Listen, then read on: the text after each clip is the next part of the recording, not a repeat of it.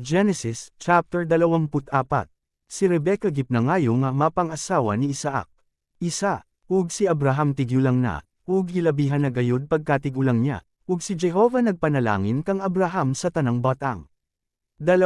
Ug mingon si Abraham sa iyang sulogon, ang labing tigulang sa iyang balay, nga mao siya ang nagbantay sa tanan nga iya, batang mo, nangaliw po ako kan imo, ang imong kamot sa aylalam sa akong paa. 3.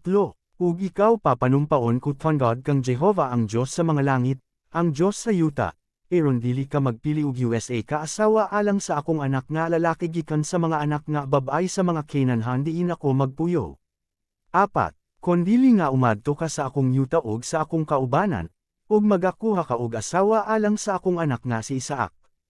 5. Ug ang sulogon mitubag kanya, tingali ang babay dili buot manunat kanako sa pag-ani nining yuta. Biusa, igabalik ko ba ang imong anak nga lalaki ngadto sa yuta nga jijikanan mo? 6. Ug si Abraham mingon, matngunan mo nga dili mo ibalik ang akong anak nga lalaki didto. 7. Si Jehovah, ang Diyos sa mga langit, nga mukuha kanako sa balay sa akong amahan ug sa yuta nga akong natawohan, ug siya nagsalti kanako, ug nanumpa siya kanako, ug nag-inggan, sa imong kaliwatan igahatag ko kining yuta. Siya magasugo sa iyang manulanda sa atubangan mo, ug ikaw magakuha gikan didto og asawa alang sa akong anak nga lalaki. 8. Ug kung ang babay dili buot manunat kan imo makagawas kanining akong panumpa, apan nga dili mo lamang ibalik didto ang akong anak nga lalaki. 9. Ug ang sulogon mibyutang sa iyang kamot sa aylalam sa paa ni Abraham, nga iyang agalon, ug siya nanumpa kanya mahitungod nining batanga. 10. Ug ang ulipan makuha og napulo ka mga kamelo, sa mga kamelo sa iyang agalon, ug milako siya, kay sa iyang kabubaton ana ang tanan nga mga baandi sa iyang agalon, ug milako, ug miabot siya sa Mesopotamia sa lungsod ni Noker. 11. Ug gipalubog niya ang mga kamelo sa gawas sa lungsod, hadwal sa USA kaatabay sa tubig, sa tak na sa kahaponan, sa tak na sa paggula sa mga babay aron sa pagkilos og tubig. 12. Ug mingon siya, O Jehovah, nga Diyos sa akong agalon nga si Abraham, hatagi ako, pangayoon ko kan imo, ug mayong paglako karong adlawa, ug kaluy ay ang akong agalon nga si Abraham. 13. Anya karon, ako nagatindog hadwal sa tuburan sa tubig, ug ang mga anak nga babay sa mga tawo nining langsora nagapainggan nganhi sa pagkilos og tubig. 14. Ug mahitaboan ka nga ang dalaga nga akong pagaingnan, ipaubos ang imong banga, nangayo ako kanimo, eron nga painon mo ako, ug siya mo tubagan ka, o minom ka, ug pagapaimnan ko yusab ang imong mga kamelo, hinautan ka nga siya maimo nga imong pinili alang sa imong alagad nga si Isaac, ug sa inggan ninimela ko nga ikaw nagapikita og kaluoy sa akong agalon. 15. Ug nahitabo nga sa wala pa siya makahyuman sa iyang pagsulti, nga, anya karon, si Rebecca, nga gianak ni Bethuel, nga anak nga lalaki ni Milka, nga asawa ni Noker, igsoon nga lalaki ni Abraham, migula siya uban ang iyang banga diha sa ibabaw sa iyang abaga. 16. Ug ang dalaga maanyag kaayo nga pagatan ewon, yulay, wala pay lalaki nga nakaayla kanya, ug mikanog siya sa tuburan, ug gipuno niya ang iyang banga, ug masaka siya. 17. Ug ang sulogon may delegan sa pagsugat kanya, ug mingon, kay na ako, nanggamuyo ako kan imo, ug jutay nga tubig sa imong banga. 18. Ug siya mitubag, uminom ka, Ginoo ko, ug iyang gidali, ug gipaubos ang iyang banga sa ibabaw sa iyang kamot, ug siya gipainom niya. 19. Ug sa human siya pena, mingon siya, alang sa imong mga kamelo yusab magakilos ako og tubig hangtod nga mayuman sila pag-inom. 20. Ug midali siya, ug gibubo niya ang iyang banga sa pasong, ug may delegan siya pag-usab sa atabe sa pagtimba og tubig, ug mikalos siya alang sa tanan niyang mga kamelo. 21. Ug ang tawo mitutok kanya, ug naghilam siya aron sa pag-ayla kung si Jehovah nagpanalangin kun wala sa iyang panaw. 22. Ug nahitabo nga sa human makainam ang mga kamelo, gihatagan siya sa tawo og USA kaarius nga bulawan, nga nagatimbang og tunga sa siklo, ug duruha ka pulseres alang sa iyang mga kamot nga timbang og napulo ka siklo nga bulawan. 23. Ug mingon siya, kang kinsa ka ba nga anak? Gipangayo ko kan imo nga itugan mo kanako. Aduna bay dapit sa balay sa imong amahan nga Aaron among kabyutin. 24. Ug siya mitubag, ako mao ang anak nga babay ni Bethuel, nga anak nga lalaki ni Milka, nga gianak niya kang Knocker. 26. Ug ang tawo miduko, ug misimba kang Jehova.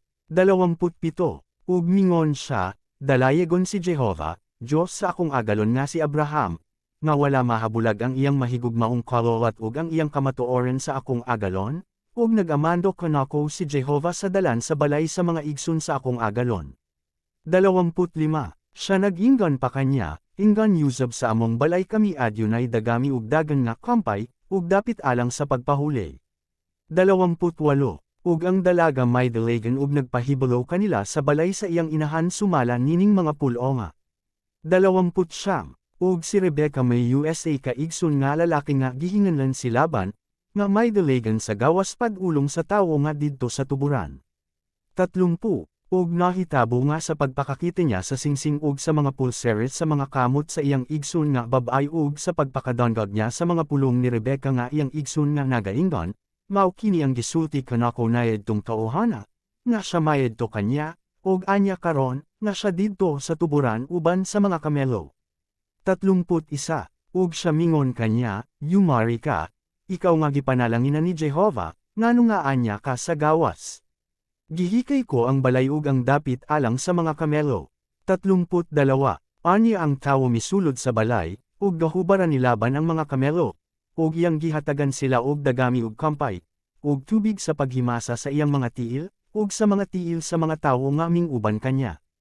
33. Ug ilang gijulot sa iyang atubangan ang pagkaon, apan siya mingon, dili ako mokaon hangtod nga ikasulti ko ang gisugaw kanako. Ug siya mingon kanya, ay salti mo. 35. Ug gipanalanginan ni Jehova ang akong agalon sa hilabiban uyamat, ug midako siya og siya gihatagan og mga karnero, og mga baka, og salapi ug bolawan, og mga sulogon nga lalaki ug mga sulogon nga babay, ug mga kamelo ug mga asno. 34. Ug mingon siya, ako mao'y sulogon ni Abraham. 36. Ug si Sara nga asawa sa akong Ginoo nag-anak kanya sa USA ka anak nga lalaki, sa iyang pagkatigulang, ug kanya gihatag ang tanan nga iyang katigayunan. 37. Ug ako gipapanumpas sa akong agalon nga nag-inggan, dili ka magpili og isa ka asawa alang sa akong anak nga lalaki gikan sa mga babay sa mga kinanhan kang kinsang yuta mao'y akong gipuy-an. 38. Apan umadto ka sa balay sa akong amahan, ug sa akong kaubanan ug magpili ka og USA ka asawa alang sa akong anak nga lalaki. 39. Ug giinggan ko ang akong agalon, tingali ang babay dili buot masunod kanako. 40. Ug siya mingon kanako, si Jehova, nga sa iyang atubangan naglako ako, magapadala sa iyang manulan dakayeg kanimo, ug magapawswag sa imong dalan, nga ikaw magkuha og USA ka asawa alang sa akong anak nga lalaki sa akong kaubanan sa panimalay sa akong amahan. 42.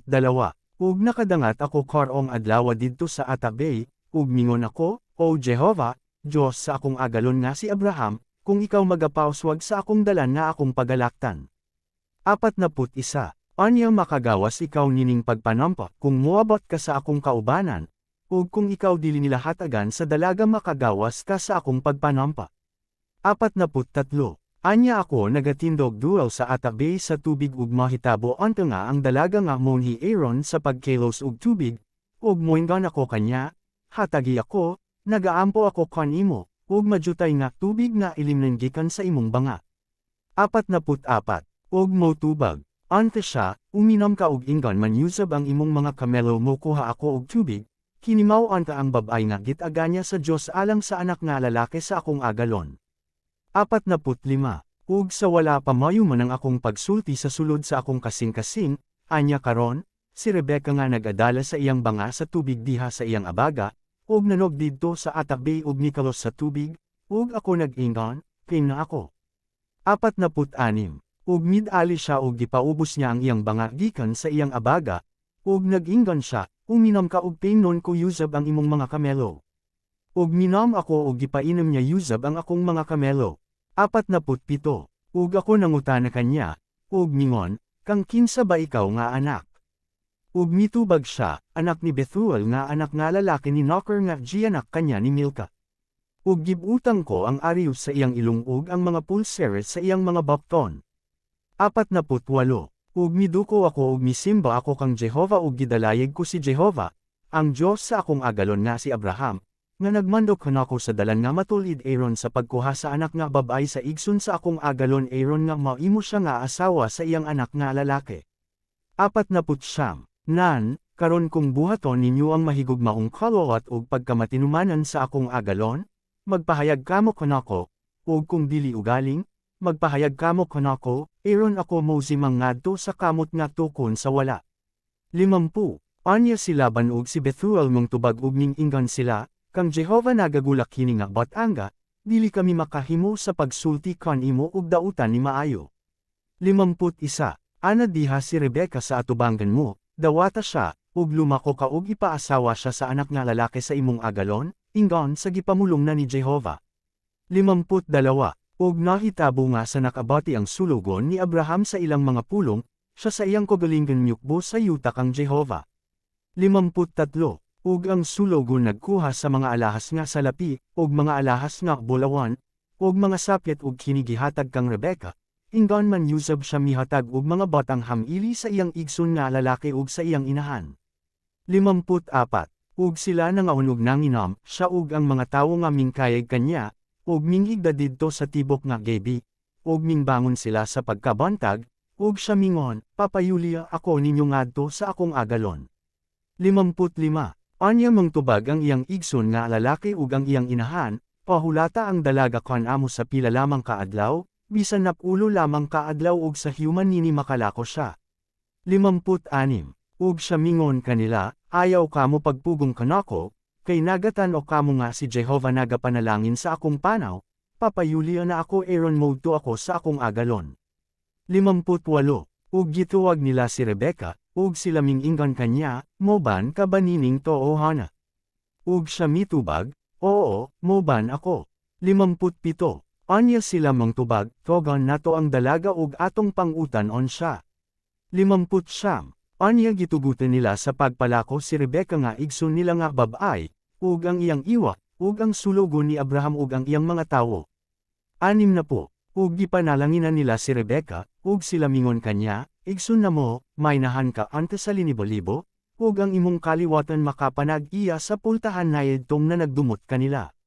61. Anya mitindog si Rebeka ug ang iyang mga sulugon nga babay, ug nang abayo sila sa mga kamelo, ug minguban sila sa tawo, ug ang sulugon nga lalaki maiduwat kang Rebeka ug milako siya.